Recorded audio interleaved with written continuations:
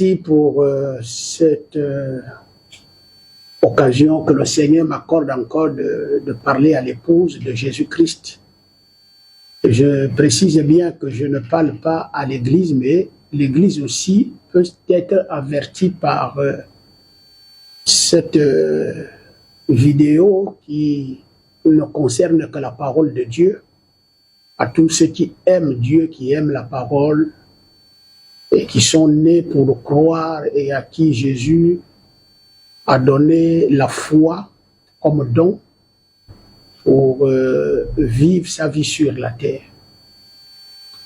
Apôtre, docteur que je suis du Seigneur, je vais prendre cette parole prophétique pour notre âge prophétique dans Lévitique pour expliquer l'écriture prophétique qui se retrouve dans Lévitique 23 à partir du verset 9 jusqu'au verset 16. Je souhaiterais d'abord adresser un mot de prière à l'Éternel. Je viens humblement au pied de ta croix, Père Saint, là où tu as pardonné les péchés du monde, là où l'expiation a été accompli pour la rédemption de l'épouse. Et là où Dieu, la route a été inaugurée une fois pour toutes pour nous permettre d'avoir accès à ce ciel qui était fermé depuis l'Ancien Testament. Honneur à Jésus et gloire à toi, Père. Je confie, Dieu, cette parole entre tes mains pour que le Saint-Esprit voyage avec, à travers le monde entier, à travers tous ceux qui vont lire, entendre et écouter. Que la puissance de Dieu se saisisse d'eux, Seigneur Dieu, et qu'ils aient l'entendement spirituel pour reconnaître la parole prophétique et l'âge prophétique dans lequel, Éternel, nous sommes en train de vivre pour l'achèvement de ces temps de la fin. Qu'il en soit ainsi fait dans le nom de Jésus-Christ. Amen. Lévitique 23, verset 9 à 16. L'Éternel parla à Moïse et dit, « Parle aux enfants d'Israël et tu leur diras, quand vous serez entrés dans le pays que je vous donne et que vous y ferez la moisson, vous apporterez au sacrificateur une gerbe prémisse de votre moisson. Il agitera cette gerbe de côté de la gerbe devant l'Éternel afin qu'elle soit agréée. Premièrement, afin qu'elle soit agréée, le sacrificateur l'agitera de côté et d'autre le lendemain du sabbat. Je relis le verset 11. Il agitera de côté et d'autre la gerbe devant l'Éternel. Pas les sacrificateurs, mais le sacrificateur, afin qu'elle soit agréée. Le sacrificateur agitera de côté et d'autre le lendemain du sabbat. C'est à partir de ce verset 11 que je prends la responsabilité de pouvoir parler à l'épouse du Seigneur Jésus-Christ pour expliquer ce passage qui est une prophétie. Et Dieu avertit Moïse en lui disant ici, ce sera une loi à perpétuité, une fois vous allez vous installer où je vais vous établir. Où vous allez vous établir. Nous avons reçu la grâce en ces temps de la fin d'avoir reçu un prophète si précieux. Je cite William Marion Branham, qui a été envoyé pour révéler les 7 sceaux et révéler la parole à l'épouse en ces temps de la fin. Ce prophète n'a pas manqué d'accomplir sa mission pour laquelle il est venu sur la terre. Il a accompli d'une manière parfaite. Je vais donc lire ici une de ces brochures intitulée « C'est le lever du soleil ». Je suis donc là au paragraphe 84 ou 85, mais plutôt 84. La gerbe, que dit-il? La première de la semence que vous aviez plantée, quand elle aura poussé et qu'elle aura mûri, coupez cette gerbe et apportez-la au sacrificateur. Sacrificateur ici, O n'a pas X et sacrificateur n'a pas S. Vous parlez d'un pluriel. Et le sacrificateur signifie un pasteur ou un prédicateur. J'aurais mieux, en fait, j'allais avoir une autre compréhension, un autre aperçu si on parlait de sacrificateur au pluriel. Mais on parle de sacrificateur au singulier. Ce qui veut dire un seul individu et non des individus. Donc, cette gerbe doit être apportée à un seul individu. Et comme nous venons de le lire en haut, que la gerbe du champ, or le champ n'appartient pas à une autre personne, le champ appartient au Seigneur. C'est le champ du Seigneur. Et le champ du Seigneur, c'est l'Église, ou c'est l'épouse. Paul dit, ne savez-vous pas que vous êtes le champ du Seigneur? Il s'agit de l'Église. Et donc, le Seigneur donne une loi à Moïse et cette loi est à perpétuité. Ce qui signifie que il y aura toujours dans chaque âge un responsable. Un responsable qui doit manifester prophétiquement cette parole pour le peuple. Et il dit donc ici, vous apportez ça au sacrificateur. Et le sacrificateur qui la prenne et l'agite de côté et d'autres devant l'Éternel. Quelque chose qu'on agite, c'est une chose qui ne peut plus jamais être cachée. C'est une chose que, quel qu'en soit où se trouvent les regards de l'homme, c'est comme un drapeau qui flotte en hauteur. Peu importe la personne qui va passer, il verra le drapeau qui est en train d'être agité. Et attention, il est agité. Ici, le drapeau est agité par le vent. Ça veut dire qu'il y a une puissance qui est dans l'air, qui est en train de faire en sorte que le drapeau bouge. S'il n'y a pas une puissance pour faire bouger le drapeau va pendre. Il ne va pas être agité. Or, ici, il y a une main. Il y a une main, et cette main, c'est la main du sacrificateur. Et la main du sacrificateur n'attrape pas tout simplement la gerbe, non. La main du sacrificateur doit faire un mouvement de gauche et à droite, ce qui signifie déjà un geste de puissance à l'intérieur. Parce que si cette main est malade, la main là n'agitera pas la gerbe.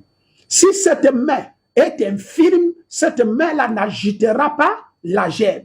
Alors il faut que cette main puisse avoir l'énergie de la vie à l'intérieur, une puissance qui permettra à ce sacrificateur d'agiter la gerbe. Et le Seigneur pouvait dire dans sa parole, on n'allume pas une lampe pour qu'elle soit cachée sous la table. Donc une gerbe déjà agitée, c'est une gerbe.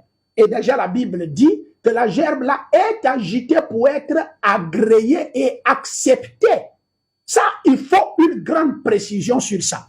Être agréé et être accepté. Et une fois la gerbe est agitée devant l'Éternel, cette gerbe est agitée devant l'Éternel. Vous l'amenez et on l'agite devant l'Éternel. Toi, tu es la gerbe. Toi, le chrétien à qui je parle, membre de l'épouse, tu es la gerbe. Et cette gerbe n'est pas apportée autant, peu importe. C'est le chant. Le chant, on le fait. Il n'est pas dit ici que vous apportez la gerbe aussitôt qu'on plante. Non, ce n'est pas au moment où on plante. Je souhaiterais que ceux qui vont me suivre, qu'ils suivent très attentivement cette vidéo, parce que la gerbe ne vient pas au temple au moment où on plante. Non, ce n'est pas au moment où c'est en train de croître. Non. Or, c'est une église qui a commencé le jour de la Pentecôte. Et cette église a 7 âges, ce qui fait 7 jours.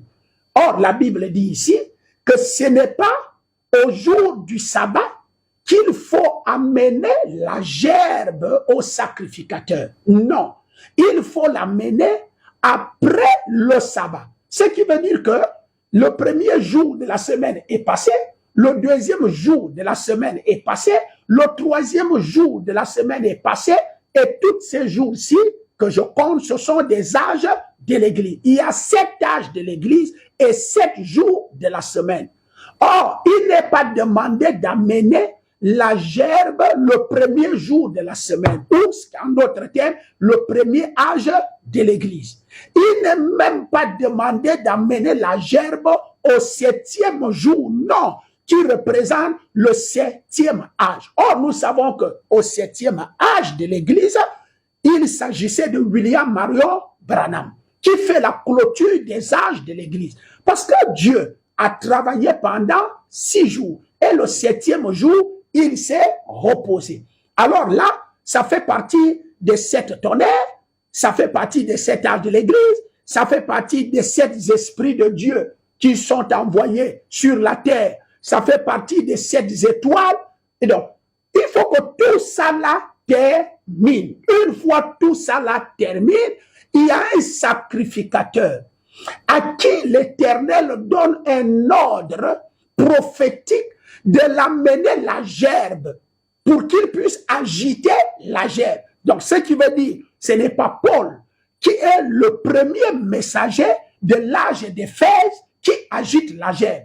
Ce n'est pas Irénée qui est au deuxième, ce n'est pas Martin qui est au deuxième, selon Apocalypse chapitre 2 et 3.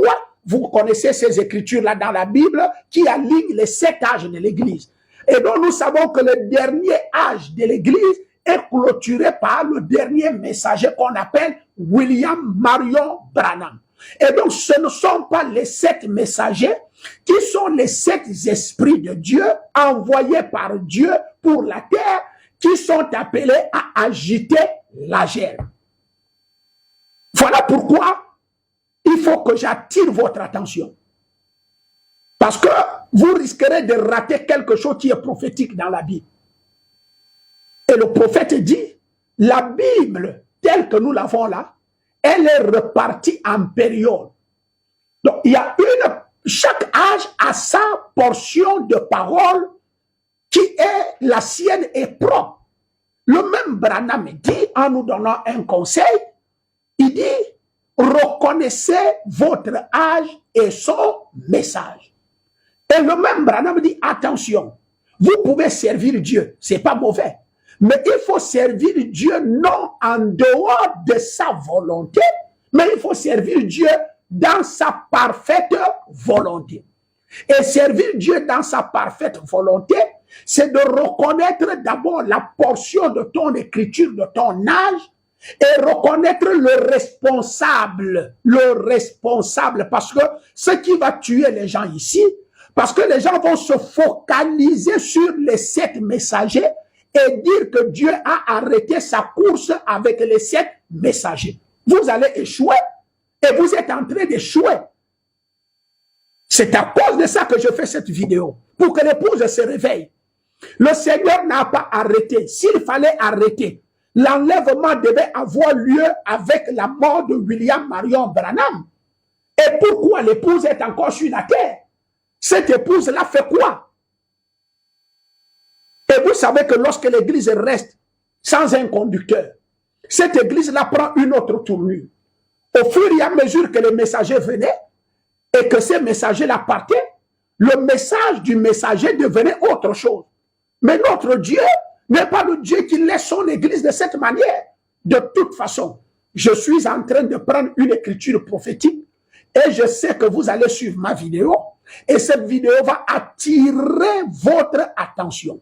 Je suis convaincu que le Dieu qui a mis ces paroles dans mon cœur pour parler à l'épouse, le Saint-Esprit se chargera de vous ouvrir les yeux pour que vous puissiez voir où nous sommes aujourd'hui et là où Dieu se retrouve avec son Église. Ce fichier a une interprétation s'arrêter à une prophétie quelconque ou à une limite. Dieu n'est pas limité. Dieu est éternel. Et il a ses propres plans. Et donc, vous voyez que la gerbe agitée, selon cette prophétie, cela ne doit pas être fait par les 7 messagers. Non. Et si les 7 messagers sont déjà partis et que la prophétie n'est pas accomplie, alors il est temps pour vous d'ouvrir les yeux. Au lieu de penser tout simplement, oh, il y aura Hillary Clinton, il y aura une femme aux États-Unis, alors que les réalités de la parole, les vraies réalités, les vraies prophéties, et vous savez très bien que le Seigneur Jésus, je le lirai, dans l'Ancien Testament, il était question de prophéties. Il était question de prophéties. Lorsque Jésus est arrivé, tout ce qui était prophétie dans l'Ancien Testament s'est accompli dans la personne de Jésus.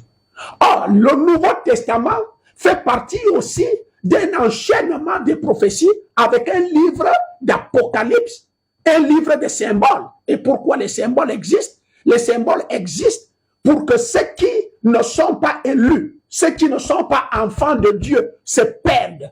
Mais seul le symbole, c'est un mystère. Et Jésus dit que les mystères et les symboles existent dans la Bible pour que, mes chers frères, ceux qui ne doivent pas être sauvés ne soient pas sauvés. Et il y en a une catégorie de personnes qui doivent être sauvées, et ce sont eux qui ont droit à la révélation des mystères et des symboles.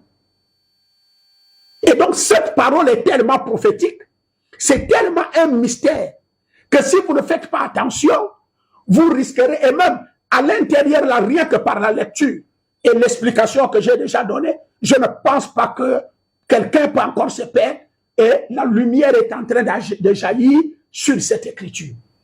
Les 7 messagers ne sont pas appelés à agiter la gerbe.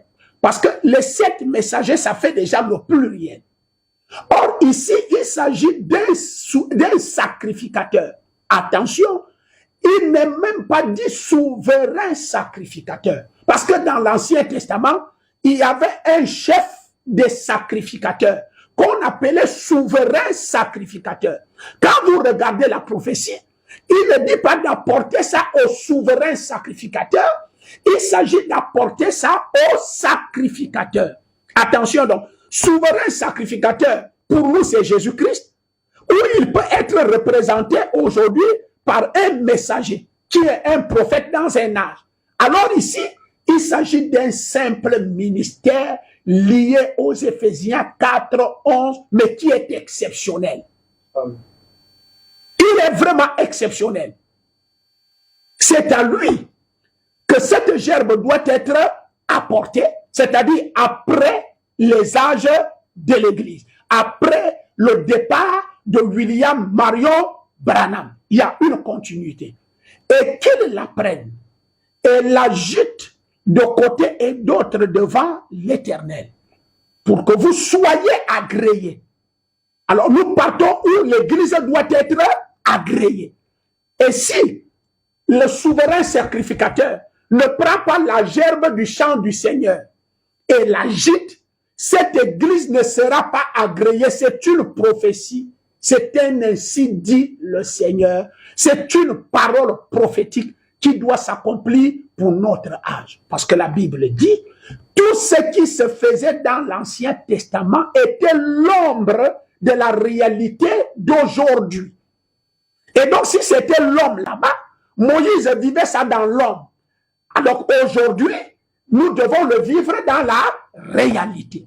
Cette réalité veut que ce n'est pas William Branham, ce n'est pas les pentecôtistes, Tommy Osborne, ce n'est pas d'autres Colomba, Luther, Wesley, Paul et ainsi de suite qui devaient agiter la gerbe. Ça veut dire que tout ce monde-là devait d'abord faire leur boulot. Il y en a qui ont débroussé, il y en a qui ont planté, il y en a qui ont désherbé. Et au fur et à mesure, l'Église partait. Et le Seigneur dit, dans mon champ, vous devez laisser les semences là croître. Parce qu'il viendra un temps où j'enverrai les anges de la moisson.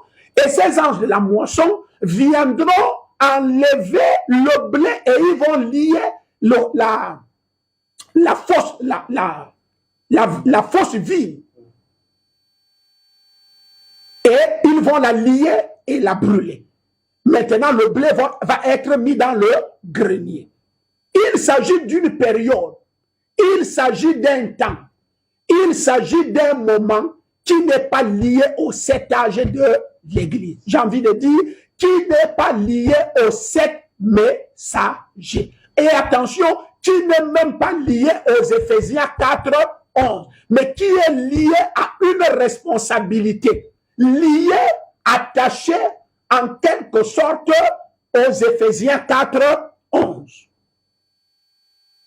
Il continue à dire, vous êtes venus avec votre chair, et il doit l'agiter de côté et d'autres devant l'Éternel. Gloire à Dieu. Je l'agite devant l'Éternel. Non pas le jour du sabbat. Dieu soit loué. Nous avons des citations. Non pas le jour du sabbat. Il va l'expliquer. Hein? Le jour du sabbat, c'est la fin de la semaine. Pour d'autres, c'est samedi. Or, samedi est toujours, selon la Bible, la fin de la semaine. Et dimanche est le début de la semaine. Quand il s'agit déjà du début de la semaine, nous ne pouvons pas compter le 8e jour. Non. Nous retournons au premier jour de la semaine. Ça veut dire que les 7 âges de l'Église sont déjà finis. Voilà pourquoi j'ai toujours soutenu. Si vous dites que l'Église est restée vide et qu'il n'y a pas un messager, un responsable qui fait la continuité, William Branham est clair. Après mon départ, il y aura quelqu'un qui fera la continuité. Ceux qui ne veulent pas le croire, je vous assure, vous perdez votre temps. Je vous le dis encore, le prophète William Branham est un vrai prophète, authentique. Et il dit tout ce que j'ai dit. Je l'ai dit avec l'appui de l'ange qui me dit de dire.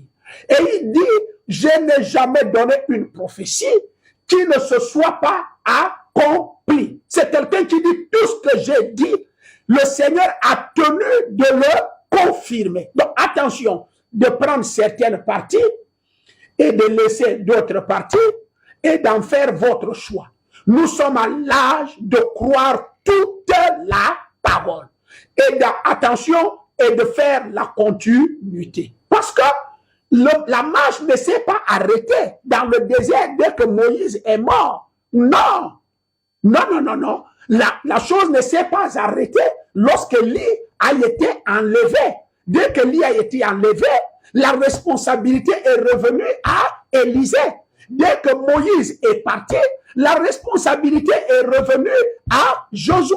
Lorsque Jésus est parti, la responsabilité est revenue aux 12 apôtres. Dès que les 7 âges de l'Église terminent, la responsabilité revient à Ésaïe 60, à un Gabonais appelé Emmanuel, bienvenu, apôtre, docteur de la parole.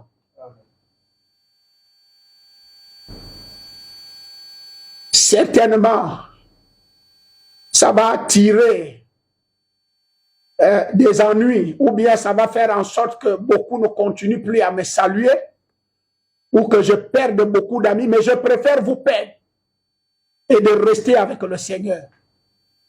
Je préfère être avec le Seigneur et donner la vérité. Frère Branham dit que je suis responsable des messages. Donc, être responsable de quelque chose ne signifie pas l'association ou s'attacher à des responsabilités liées aux hommes. Non. Jésus dit, celui que j'envoie, il dit mes paroles. Donc, ça n'a pas besoin que quelqu'un me salue, mais ceux qui sont de l'épouse, prédestinés, vont voir la réalité qui est à l'intérieur et ils vont s'accrocher à ça. De toute façon, si vous êtes la parole, vous devez croire la parole. Et si vous êtes une partie de cette parole, vous allez manifester la foi en la parole pour laquelle le Seigneur vous a envoyé sur la terre. Et il doit l'agiter de côté comme de l'autre devant l'Éternel. Non pas le jour du sabbat, le 7e jour. Mais le premier jour. Voilà, le premier jour. C'est-à-dire, nous retournons maintenant à compter. Chers frères branhamistes, ouvrez les yeux parce que l'Église est en train d'avancer. Chers frères et sœurs pentecôtistes, ouvrez les yeux parce que l'église va déjà très loin. Chers membres de congrégation, vous qui allez suivre ma vidéo, l'église avec le Seigneur est allée très loin. Et je suis convaincu que vous pouvez rattraper ce bateau tout en se ralliant à ce ministère d'Ésaïe 60 qui n'est pas loin de vous. Il est établi à plein ciel. L'église de commission à bord Ephrata Tabernacle, en face de la station de plein ciel. Vous prenez les pavés, la route pavée qui va à Bellevue 3. Vous allez voir une grande église qui est là, carrelée, et l'identité, c'est l'antenne Libertis qui est là. Là, vous allez trouver une église écrite commission à bord Ephrata Tabernacle. C'est là, cet homme, cette église-là, détient la responsabilité du monde entier. Cette église-là, cet endroit-là, détient la responsabilité de la parole pour ces temps de la fin. Comme Paul détenait, comme Irénée détenait, comme Martin détenait, comme Luther détenait, comme Tommy Osborne détenait, comme William Branham détenait. Attention, le tour revient à au Gabon. Moi, je n'ai pas peur de le dire. Le tour revient au Gabon. Alors, si tu méprises le Gabon, ça te regarde. Mais je vais te dire, l'endroit où Ruth avait glané dans le champ de Boaz pour pouvoir avoir ce qu'elle avait eu, c'était à Bethléem. Or, il est écrit dans les Écritures, est-ce que quelque chose de bon peut-il venir de Bethléem? Et ensuite, ce n'était pas une juive qui est allée glaner à Bethléem pour être l'épouse du grand général, du grand roi. Non, c'était une fille des nations. Ce qui signifie qu'un ministère des nations doit rentrer dans la moisson de Boaz, ce Boaz-là qui représente Jésus-Christ, et nous sommes au temps de la moisson. Et être au temps de la moisson, ça doit être un ministère, un sacrificateur des nations qui va glaner et pouvoir amener la vie à l'épouse qui a perdu, parce que la parole n'est plus dans l'épouse, la parole n'est plus à l'église, et si la parole n'est plus là, ça veut dire que la vie n'est plus là. Et c'est Ruth qui a ramené la vie dans la maison de Naomi, sa belle-mère, et cela lui a permis d'être l'épouse d'un roi en Israël. Non pas le jour du sabbat, le 7e jour, mais le premier jour que nous appelons le dimanche. Sondé, le jour du soleil. Allez-y lire mon ministère qui est dans la Bible, dans Ésaïe 60. Le soleil, c'est la lumière. Aucune semence ne peut vivre s'il n'y a pas la lumière. Je continue à lire le frère Branham. Toujours la brochure, c'est le lever du soleil. Maintenant, ce n'est plus son. Son qui signifie soleil. C'est sondé. D, c'est aujourd'hui. Son, c'est le fils ou bien le soleil. Alors, nous avons donc le jour du fils. Parce que Dieu, selon la parole, nous a tellement parlé par des prophètes. Paul, prophète. Martin, prophète. William Branham, le dernier, prophète. Et il nous parle aujourd'hui par le Fils. C'est au Gabon. C'est au Gabon. Ce Gabon que vous avez tellement méprisé et que vous avez dit quelque chose de bon peut-il sortir du Gabon ou de Bethléem parce que vous n'avez pas lu l'histoire du Gabon dans la Bible. À l'époque, le Gabon est dans la Bible qui s'appelle Gabaon. Tous nos anciens savent ça, tous ceux qui ont 80 ans, ils savent que le Gabon s'appelait Gabaon. Et ce Gabaon est dans la Bible. Et qu'est-ce qui s'était passé à Gabaon lorsque le prophète était parti? Le prophète Moïse. Souvenez-vous de la loi de mon serviteur que j'ai prescrit en Horeb.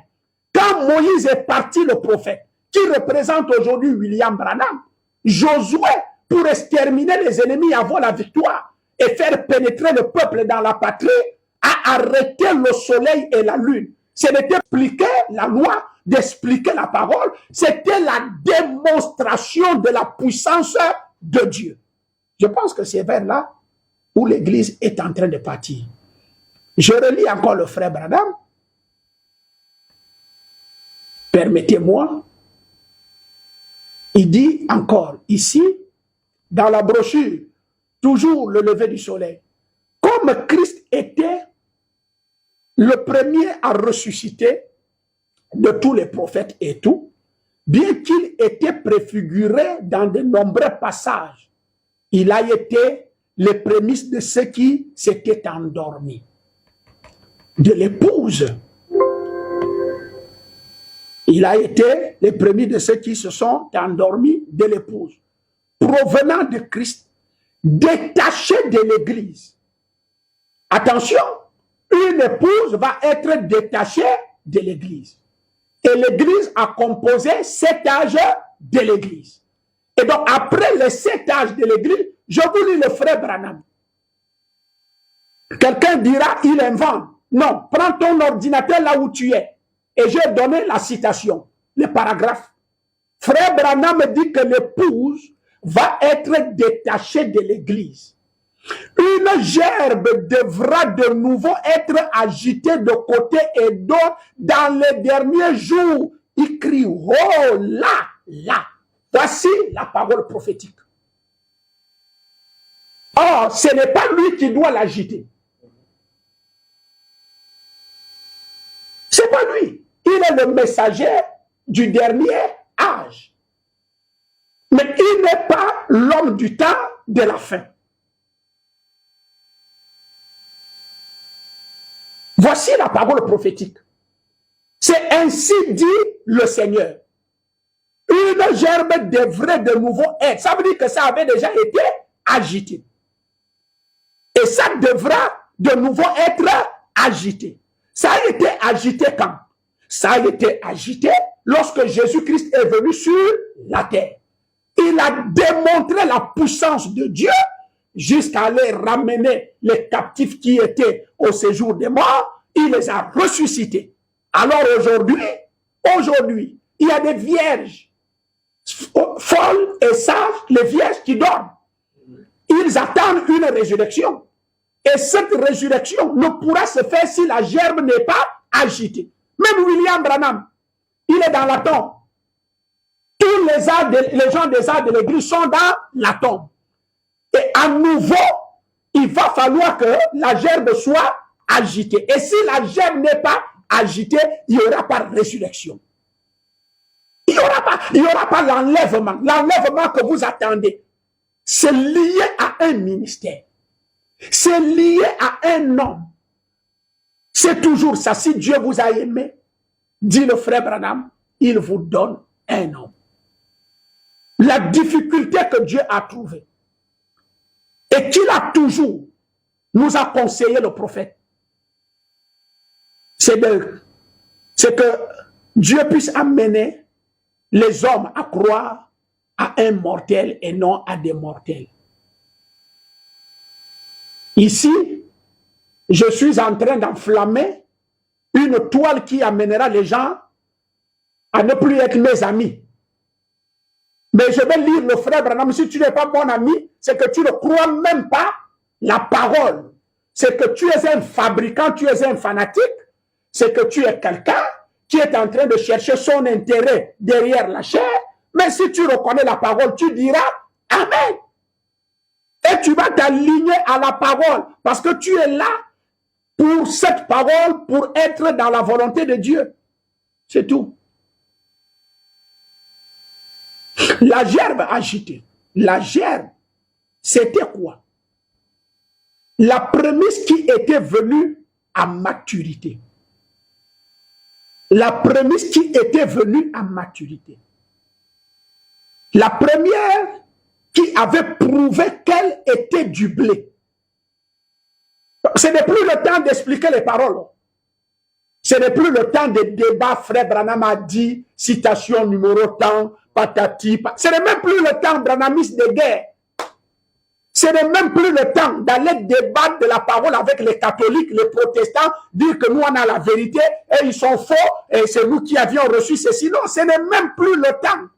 Quand on agite la gerbe devant l'Éternel, c'est pour que la gerbe soit une identité, une confirmation que tu as Dieu.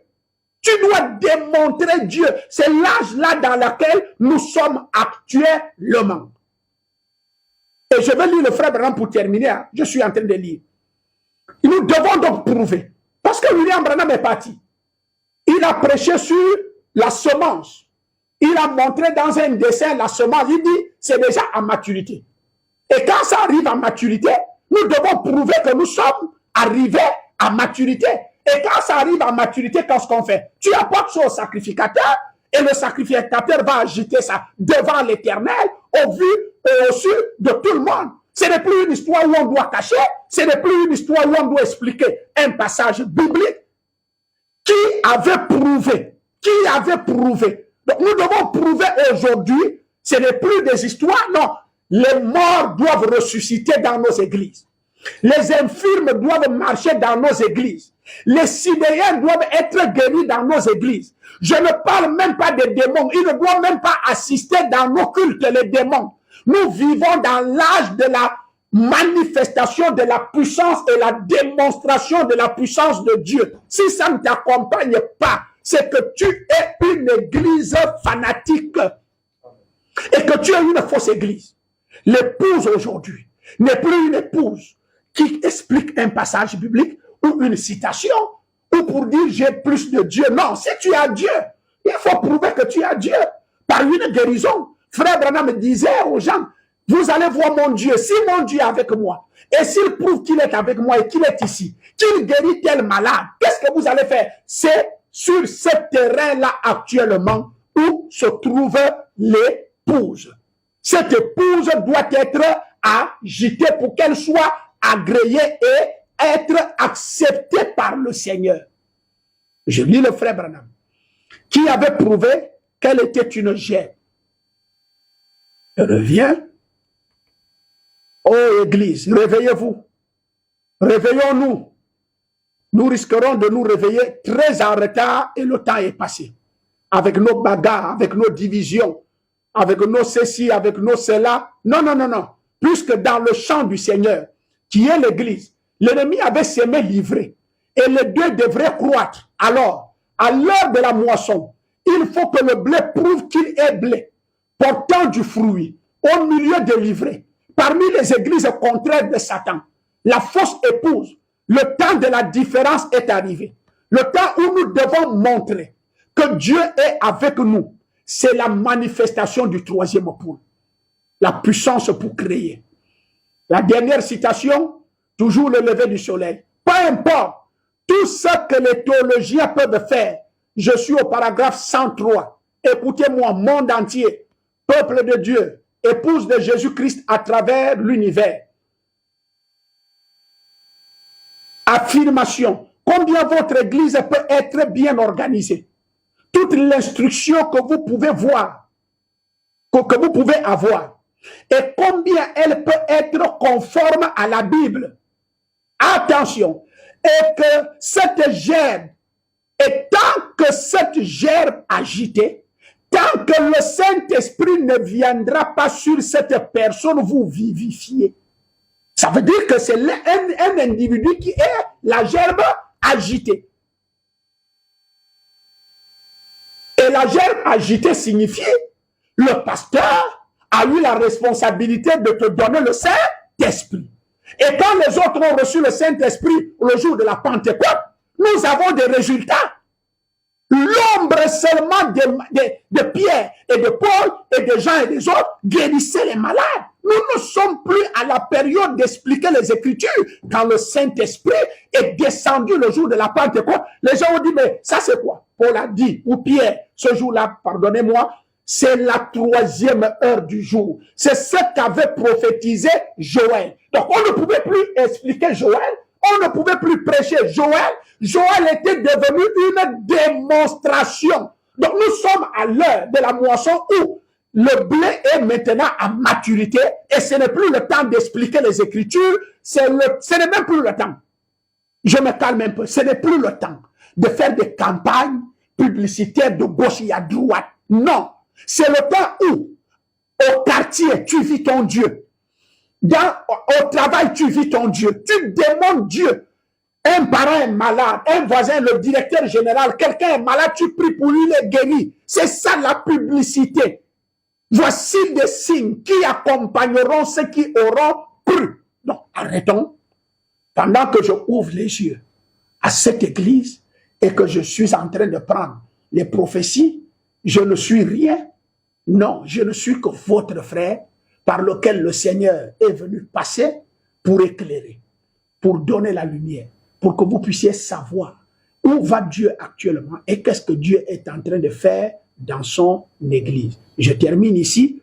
Tant que cette gerbe agitée, tant que le Saint-Esprit ne viendra pas sur cette personne pour vivifier cette parole, l'essence représente la parole. Elle est la vérité. Mais sans l'Esprit, elle n'agira pas.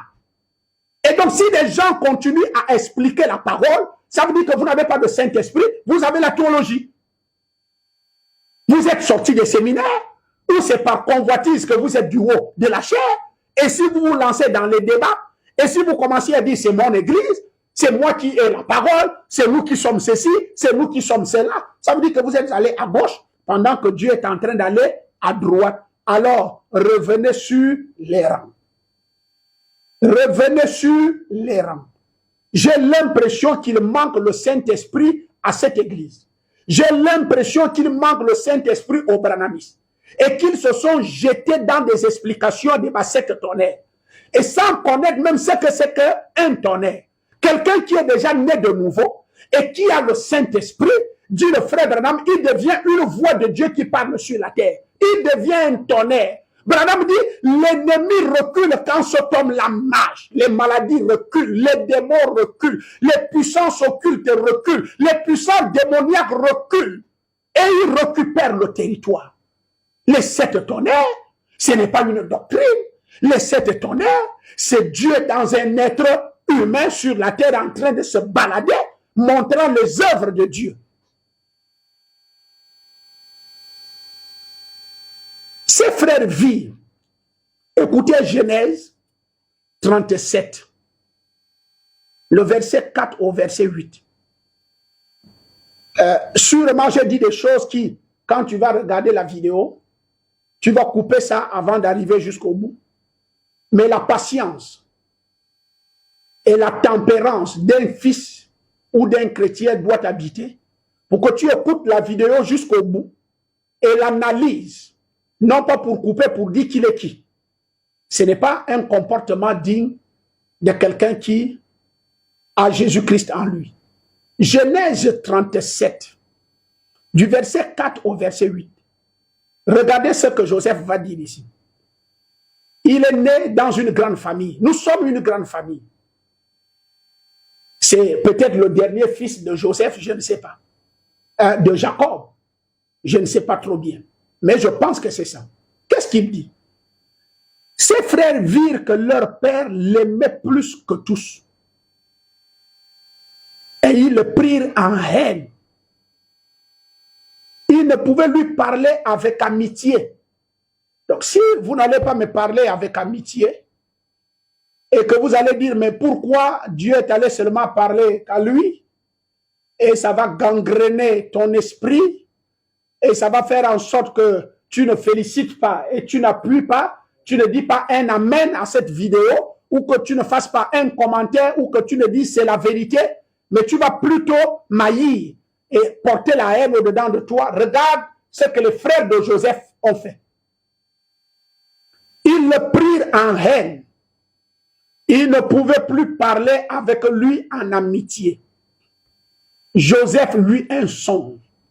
Et il le raconta à ses frères, qui le haïrent encore davantage. Parce que certainement ma vidéo va encore faire en sorte que les gens du message me ferment les portes de leurs églises et que les églises éveillées disent que mais mon Dieu, lui là, qu'est-ce qu'il veut dire?